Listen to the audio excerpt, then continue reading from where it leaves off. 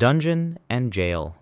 This is the earliest and most primitive form of prison, an architecture of pure containment. Before the 19th century, the goal was not reform, but simply to hold people, debtors, prisoners of war, or those awaiting trial or execution. The style is defined by its use of existing, secure structures like castle towers or cellars. Features include thick stone walls, few or no windows, often just narrow slits, heavy iron doors, and large communal cells where dozens of inmates were held together in squalid conditions. It was a place of filth and despair, designed only to keep people in. Radial Plan. A revolutionary idea born from Quaker ideals in the 18th century, this was the first style designed for reform, not just punishment. The radial plan is defined by a central administrative hub with long cell blocks radiating outwards like the spokes of a wheel. The most famous example is the Eastern State Penitentiary. The key concept was total solitary confinement.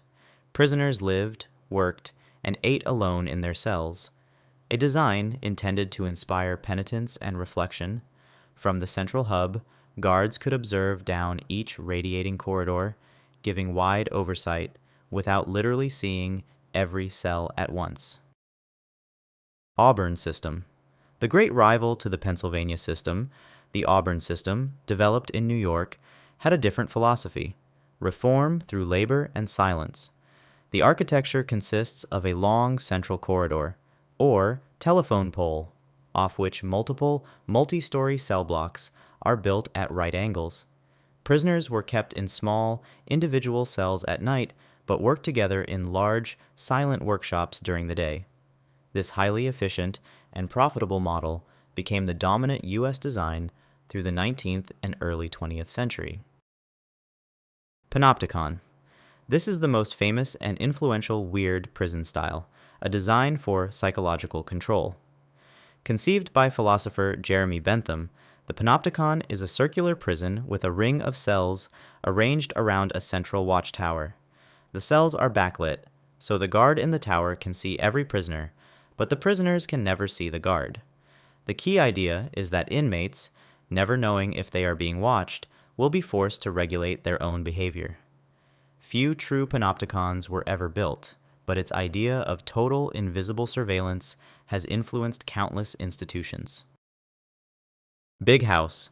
This is the iconic prison of classic Hollywood movies, the self-contained fortress of the early 20th century. The Big House style, exemplified by prisons like Alcatraz and Joliet, is an architecture of overwhelming scale and intimidation. It is characterized by massive, multi-tiered cell blocks made of steel and concrete, surrounded by imposing, high-perimeter walls with guard towers at each corner. These were vast, industrial-scale institutions designed to house thousands of inmates and project an image of inescapable, monolithic state power. Prison farm. A style prevalent in the American South, the prison farm is an architecture of agricultural labor. These are massive, sprawling complexes, often built on the sites of former plantations, like the infamous Angela Prison in Louisiana. The design is a rural campus, with lower security dormitories and cell blocks spread out over a vast area. The central organizing principle is the huge agricultural fields where inmates are forced to work, a direct and controversial legacy of the plantation system. High-rise. An architecture of extreme density, the high-rise or tower jail is a solution for housing inmates in dense, expensive urban areas. These are essentially skyscraper prisons, with cell blocks stacked vertically and connected by elevators. Examples like the Metropolitan Correctional Centers in Chicago and New York place detention facilities in the heart of the city.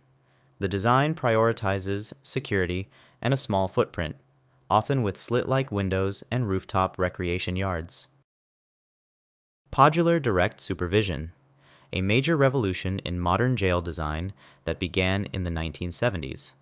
This style rejects the long linear cell blocks in favor of pods, small self-contained housing units of 40 to 50 inmates arranged around a central day room.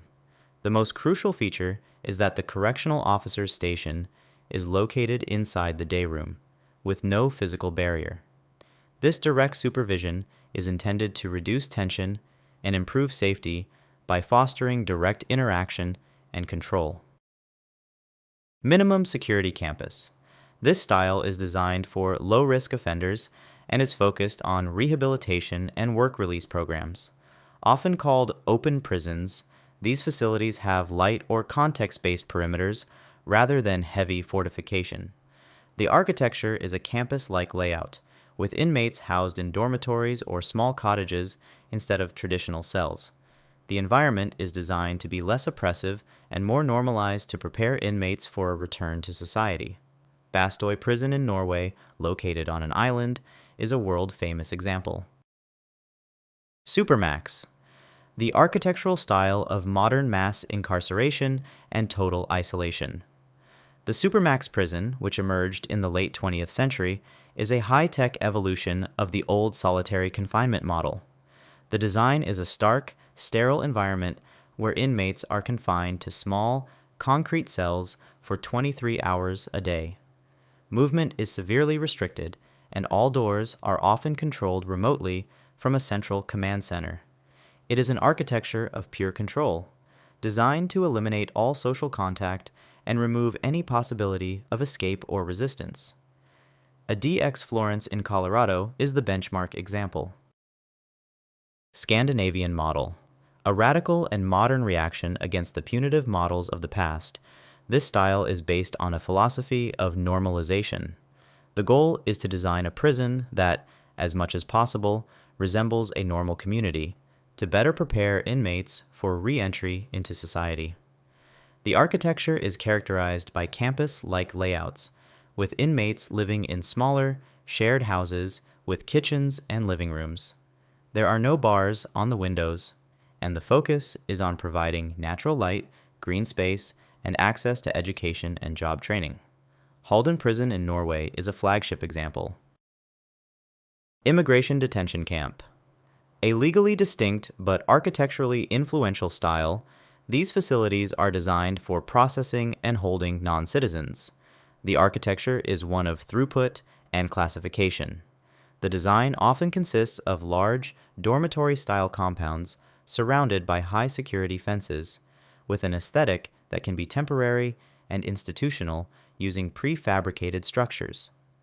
The primary goal is efficient management of a transient population, civil detention with its own standards, not a prison per se, making it a hybrid between a carceral facility and a processing center. Thanks for watching. Which of these prison designs do you think is the most effective? Let me know in the comments. Please also remember to like and subscribe if you enjoyed this video.